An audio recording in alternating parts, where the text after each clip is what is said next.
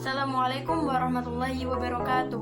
Nama saya Intan Hukumer Radun Salamah, NIM 120405201071, kelas MBS 1B. Video ini dibuat untuk memenuhi tugas ujian lisan ulangan tengah semester mata kuliah studi Al-Quran dan Hadis, dosen pengampu Ibu Asna Andriani. Soal yang pertama, apa urgensi mempelajari studi Al-Quran Hadis dan apa yang terjadi jika kita tidak mempelajari studi Quran Hadis?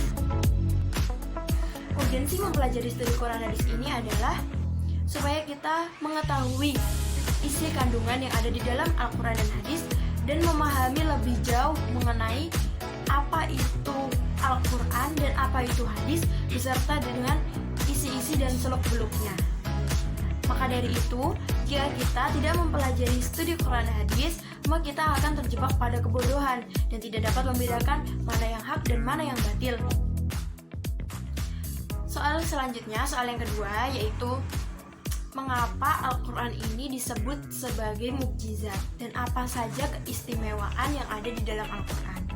Jadi, kenapa disebut sebagai mukjizat? Karena di dalam Al-Quran ini tidak hanya membahas tentang umat muslim, tetapi mencangkup untuk universal dan untuk seluruh umat manusia. Nah, maka dari itu, Al-Quran ini sebagai penyempurna dari kitab-kitab sebelumnya, dari mukjizat-mukjizat sebelumnya yang diturunkan pada nabi-nabi sebelum Nabi Muhammad. Lalu, apa saja sih keistimewaan Al-Quran ini? Jadi, di dalam Al-Quran ini terdapat asyifa, terdapat obat dari segala macam penyakit. Terdapat segala macam jalan keluar yang terjadi pada permasalahan-permasalahan dunia. Juga di dalam Al-Quran ini terdapat ilmu-ilmu yang membahas tentang sains, tentang sosial, tentang kedokteran, tentang kesehatan. Nah, maka dari itu keistimewaan di dalam Al-Quran ini sangat banyak dan beragam. Soal yang ketiga, mengapa sering terjadi perbedaan pendapat dalam penafsiran dan bagaimana kita menyikapi perbedaan penafsiran tersebut? Jadi, perbedaan penafsiran ini terjadi karena beberapa faktor. Salah satu faktornya itu perbedaan qiraat antara penafsir satu dengan penafsir lainnya. Jadi, sumber rujukan para penafsir ini berbeda-beda.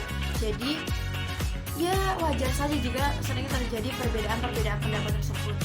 Faktor selanjutnya, dalam pemahaman bahasa Arab itu sering terjadi perbedaan makna. Jadi ada yang satu kata memiliki beberapa makna. Maka dari itu pasti penafsir satu dengan yang lainnya itu mengartikan kata tersebut itu berbeda-beda, tidak mungkin sama. Selanjutnya yaitu perbedaan mazhab. Nah, perbedaan mazhab ini juga pastinya sangat berpengaruh dalam penafsiran. Terus apa sih yang harus kita lakukan untuk menyikapi perbedaan tersebut? Jadi selama perbedaan ini masih sejalan dengan para salaf, para tabi'in, para sahabat, maka kita masih diperbolehkan untuk memilih salah satunya yang paling mendekati dan kita yakin kalau itu sejalan dengan para salaf, para tabi'in, dan para sahabat. Soal yang keempat, apa itu asbabun nuzul makro, apa itu asbabun nuzul mikro, dan sebutkan contohnya. Jadi asbabun nuzul mikro ini hanya berupa peristiwa dan pertanyaan yang melatar belakangi turunnya suatu ayat. Jadi cakupannya ini lebih sempit daripada asbabun nuzul makro.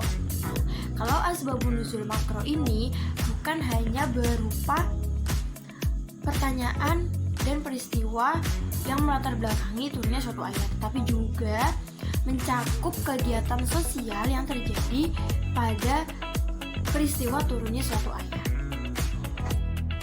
Contoh asbabun nuzul makro.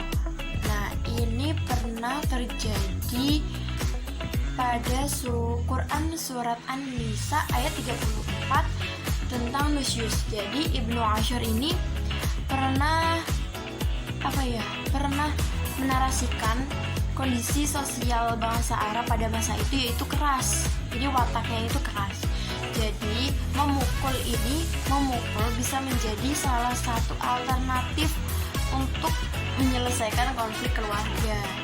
Nah, berarti itu kan diceritakan lebih luas tentang konflik keluarganya, terus solusinya bagaimana.